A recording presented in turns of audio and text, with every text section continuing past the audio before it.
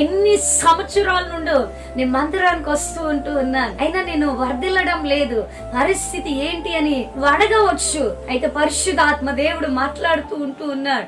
ఒక సమయం వస్తుంది, ఒక దినం వస్తుంది, ఒక రోజు వస్తుంది, ఖచ్చితంగా నువ్వు వర్ధిల్లుతావని పరిశుద్ధాత్మ దేవుడు సెలవిస్తూ ఉన్నాడు. 122వ కీర్తన 5వ వచనంలో మనం చూసుకున్నట్లయితే, యెరూషలేమును ప్రేమించేవారు వర్ధిల్లుతారంట. యెహోవా మందిరంలో నాటబడిన వారు వర్ధిల్లుతారు. అలాగే యెరూషలేమును ప్రేమించే వారు కూడా వర్ధిల్లుతారని దేవుని యొక్క వాక్యము సెలవిస్తూ ఉన్నారు. పరిశుద్ధాత్మ దేవుడు మాట్లాడుతున్నాడు.